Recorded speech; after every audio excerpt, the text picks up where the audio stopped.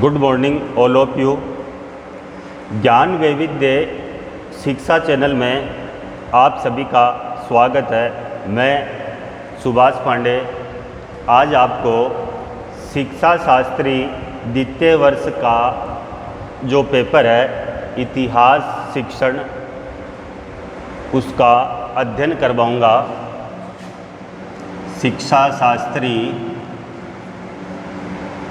द्वितीय वर्ष, शिक्षा शास्त्री सेकेंड ईयर, इसके अंदर हम पढ़ रहे हैं इतिहास शिक्षण वाली पाठ्य पुस्तक। कल हमने विद्यालय के जो विभिन्न स्तर थे उनके ऊपर, उन स्तरों के ऊपर किस किस प्रकार से अध्ययन करवाना चाहिए उनके बारे में हमने पढ़ा था। उसमें प्राथमिक स्तर, माध्यमिक स्तर और उच्च माध्यमिक तीनों स्तरों को पढ़ा था। आज हमारा जो बिंदु है वो है इतिहास का पाठ्यक्रम। आज हमारा जो बिंदु है वो है इतिहास का पाठ्यक्रम।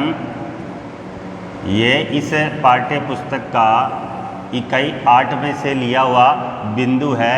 इसका आज हम भाग फर्स्ट पढ़ेंगे। इतिहास का पाठ्यक्रम के इसको अलग अलग पार्ट में बांटते हैं क्योंकि ये एक क्लास में पूरा नहीं होगा, तो इस पार्ट का नाम भाग फर्स्ट। अब सर्वप्रथम हम इतिहास का जो पाठ्यक्रम है इसके अर्थ और उद्देश्य इनका अध्ययन करेंगे कि पाठ्यक्रम होता क्या है, इसकी विभिन्न विद्वानों ने क्या क्या परिभाषाएं दी है। तो आज की क्लास में इतिहास का जो पाठ्यक्रम है हम उसके अर्थ एवं उद्देश्यों तथा उसके निर्धारण, इसमें एक और बिंदु जोड़ देते हैं, एक और बिंदु लगा लेते हैं, अपना निर्धारण को भी आज ही कर लेंगे। तो आज हम इन तीन चीज़ों का अध्ययन करेंगे। पाठ्यक्रम का अर्थ क्या होता है, पाठ्यक्रम के उद्देश्य क्या होते हैं और उसका निर्धारण किस प्रकार से होता है। तो सर्वप्रथम इतिहास के जो पाठ्यक्रम हैं इसको जो अंग्रेजी विद्वान है मुनरो, इन्होंने प्रतिपादित करते हुए कहा है कि पाठ्यक्रम में वे सभी अनुभव निहित होते हैं। अरे पाठ्यक्रम जो होता है जिसको हम विद्यालय में पढ़ते हैं, जो हमारी जैसे इतिहास की जो पाठ्य पुस्तक है इसके अंदर जो पाठ होते हैं कि हमारे को जैसे कक्षा 6 में क्या क्या पढ़ाया जाएगा, कक्षा 7 के अंदर हमारे को क्या क्या पढ़ाया जाएगा, किसके बारे में पढ़ाया जाएगा, तो इनका जो निर्धारण होता है तो मुनरो ने कहा है पाठ्यक्रम में वे सभी अनुभव निहित है जिनको विद्यालय द्वारा शिक्षा के उद्देश्य की प्राप्ति के लिए उपयोग में लाया जाता है। मुनरो कहता है कि पाठ्यक्रम में वे सभी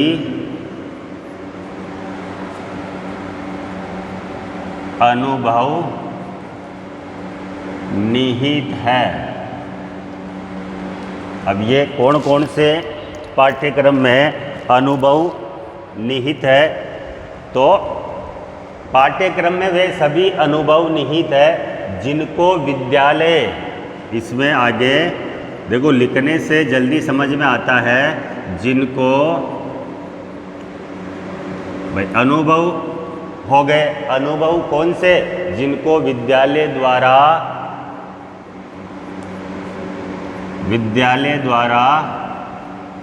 शिक्षा के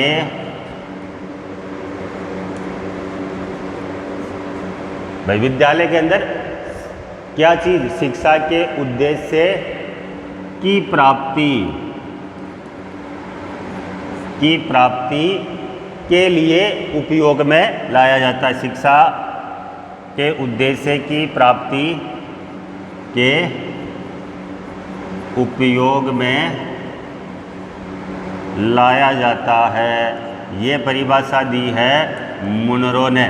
सबसे छोटी और सबसे सुगम और जल्दी से समझने आने वाली परिभाषा है मुनरो ने दी है कि पाठ्यक्रम में वे सभी अनुभव निहित होते हैं जिनको विद्यालय द्वारा शिक्षा के उद्देश्य की प्राप्ति के लिए उपयोग में लाया जाता है।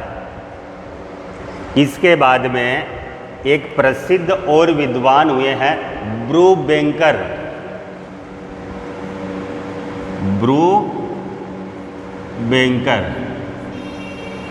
इन्होंने इतिहास पाठ्यक्रम को परिभाषित करते हुए कहा है कि पाठ्यक्रम में विद्यालय के नियंत्रण में छात्र के समस्त अनुभव निहित है।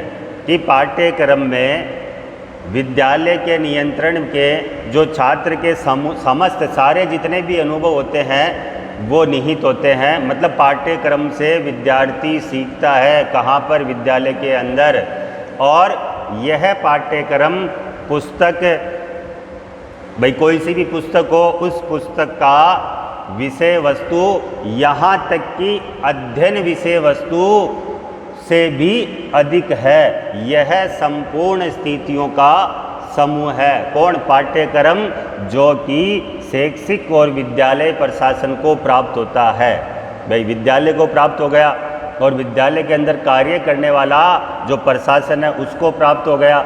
इसके द्वारा विद्यालय के दरवाजे से, अब कहता है ये कौन? ब्रूमबेकर, कि विद्यालय के दरवाजे से गुजरने वाले जितने भी सब नागरिक हैं, वो चाहे छात्र हो चाहे कोई सामान्य नागरिक हो, उसके आचरण में परिवर्तन किया जाता है या परिवर्तन हो जाता है। किससे? कि अगर कोई भी विद्यार्थी हो चाहे अन्य युवक हो, अगर वो विद्यालय के दरवाजे से भी बाहर निकल रहा है तो उसके आचरण में परिवर्तन हो जाता है। वो क्यों?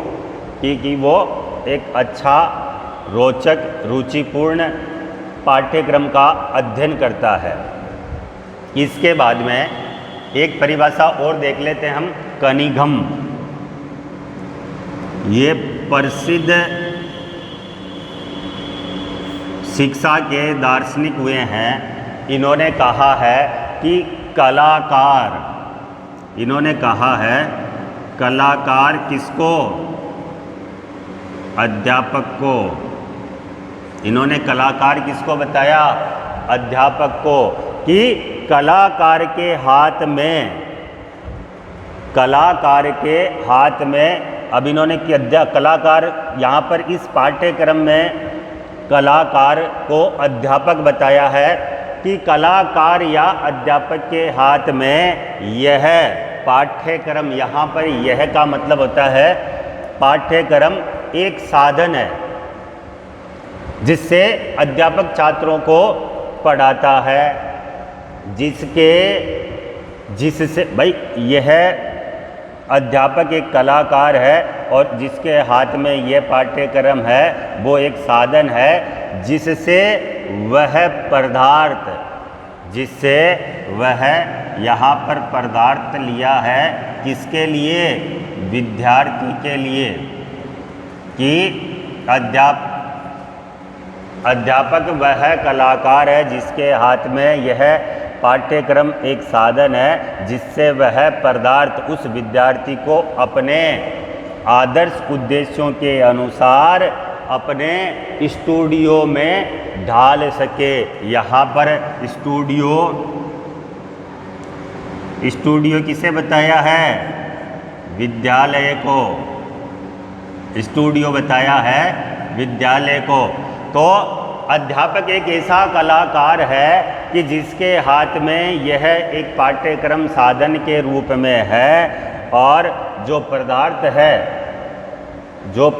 है उसको विद्यार्थी रूपी जो पदार्थ है वो अध्यापक उस विद्यार्थी को अपने आदर्श उद्देश्य के अनुसार वह अपने स्टूडियो रूपी विद्यालय के अंदर किसी भी अवस्था में डाल सकता है। तो ये था हमारा पाठ्यक्रम का अर्थ। इसमें मुनरो, ब्रूमबैंकर और कनिंघम ने अपने विचार व्यक्त किए। इसके बाद में हमारा आगे आता है पाठ्यक्रम के उद्देश्य, कि पाठ्यक्रम के उद्देश्य क्या क्या हैं। हमारा आगे का बिंदु है पाठ्यक्रम के उद्देश्य, कि इस पाठ्यक्रम के क्या क्या उद्देश्य होने चाहिए। भाई किसी भी चीज़ को आगे ले जाने के लिए या उसको समझने के लिए कि ये हमारे जीवन में कितनी उपयोगी है, तो उसके कुछ उद्देश्य भी तो होने चाहिए ना। भाई जो पाठ्यक्रम है वो छात्र का संपूर्ण विकास करता है। छात्रों के अंदर अगर पाठ्यक्रम नहीं होगा तो शिक्षा का जो कर्मिक विकास है वो होगा नहीं। अगर शिक्षा के अंदर पाठ्यक्रम का निर्धारण होगा तो छात्रों को शिक्षा प्राप्त करने में आसानी रहेगी। इसके बाद में छात्रों की प्रगति की भी जांच हो सकती है। छात्र ने क्या सीखा, क्या नहीं सीखा, ये भी निर्धारण किया जा सकता है। लेकिन ये सब कुछ कब संभव है, जब पाठ्यक्रम का निर्धारण होगा। तो पाठ्यक्रम के उद्देश्यों के अंदर हम पहला लिख सकते हैं कि पाठ्यक्रम के द्वारा या पाठ्यक्रम योजना के द्वारा छात्र या विद्यार्थी का चहुमुखी विकास संभव है। अगर पाठ्यक्रम होगा तो छात्र का चहुमुखी विकास होगा। मैंने बताया कि पाठ्यक्रम नहीं होगा तो छात्र के सामने समस्या आएगी, पढ़ाई क्या पढ़ें, क्रमबद्धता नहीं होगी। भारत का इतिहास पढ़ें, राजस्थान का इतिहास पढ़ें, अमेरिका का इतिहास पढ़ें, उनको यही पता नहीं। अकबर पढ़ें, महात्मा गांधी पढ़ें, बुद्ध पढ़ें, अशोक पढ़ें, क्षेत्र पढ़ें, महाराणा प्रताप पढ़ें, शिवाजी पढ़ें, तो उनका पता ही नहीं है जब तक पाठ्यक्रम का निर्धारण नहीं होगा। तो अगर पाठ्यक्रम का निर्धारण नहीं होगा तो ऐसी स्थिति के अंदर छात्र का चहुमुखी विकास हम नहीं कर सकते। तो छात्र के चहुमुखी विकास के लिए पाठ्यक्रम योजना का निर्धारण होना अति आवश्यक है। इसके बाद में दूसरा इसका उद्देश्य हम बता सकते हैं कि पाठ्यक्रम के निर्धारण से छात्रों के अंदर अध्ययन करने के प्रति रुचि, योग्यता एवं क्षमता का विकास होता है। भाई अगर पाठ्यक्रम निर्धारण होगा तो छात्रों की पढ़ने में रुचि बढ़ेगी, छात्रों की योग्यताएं बढ़ेगी, छात्रों की क्षमता बढ़ेगी। ये सब कुछ कब संभव होगा, जब पाठ्यक्रम का निर्धारण होगा। तो छात्रों के योग्यता का विकास करने के लिए, विद्यार्थियों की रुचि उत्पन्न करने के लिए, विद्यार्थियों की क्षमता का विकास करने के लिए पाठ्यक्रम का निर्धारण होना अति आवश्यक है। इसके बाद में अगर हम आगे उद्देश्य को लेके चले तो पाठ्यक्रम के निर्धारण से छात्रों के अंदर लोकतंत्र की क्षमता का विकास होगा व धर्मनिरपेक्षता का भी विकास होगा। तो पाठ्यक्रम के निर्धारण से छात्रों के अंदर धर्मनिरपेक्षता व लोकतंत्र की भावना का विकास होगा।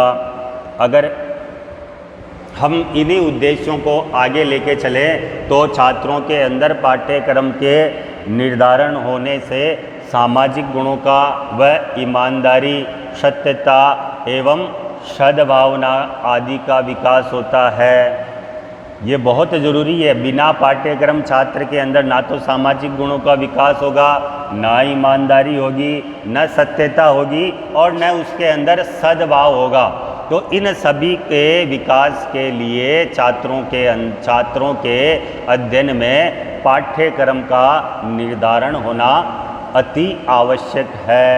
इसके बाद में पाठ्यक्रम के उद्देश्य में हम आगे चलें तो पाठ्यक्रम का जो 5वां उद्देश्य है वो कहता है कि छात्रों के अंदर पाठ्यक्रम निर्माण से अंतर्निहित शक्तियों का विकास होता है, कि विद्यार्थियों के अंतर में मतलब मस्तिष्क के अंदर बहुत सारी शक्तियाँ होती है और उनको बाहर निकालने के लिए पाठ्यक्रम का होना अति आवश्यक है। इसके बाद में अगर बात करें पाठ्यक्रम के उद्देश्यों की आगे, तो पाठ्यक्रम निर्माण से विद्यार्थी सुनागरिक बनते हैं। तो सुनागरिक बनने के लिए, अच्छे नागरिक बनने के लिए पाठ्यक्रम का होना अति आवश्यक है। तो ये थे हमारे पाठ्यक्रम के उद्देश्य कि छात्रों का चहुमुखी विकास,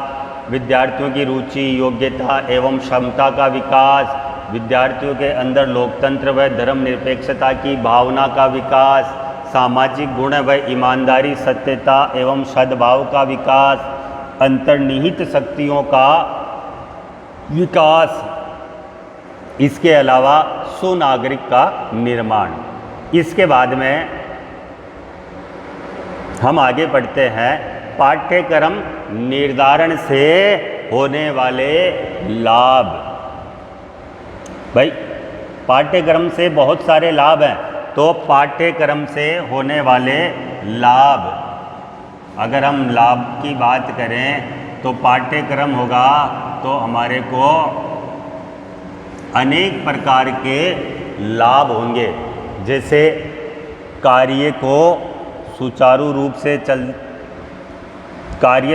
रूप से चलेगा अगर पाठ्यक्रम का निर्धारण होगा, एवं नियमहीनता को दूर किया जा सकता है।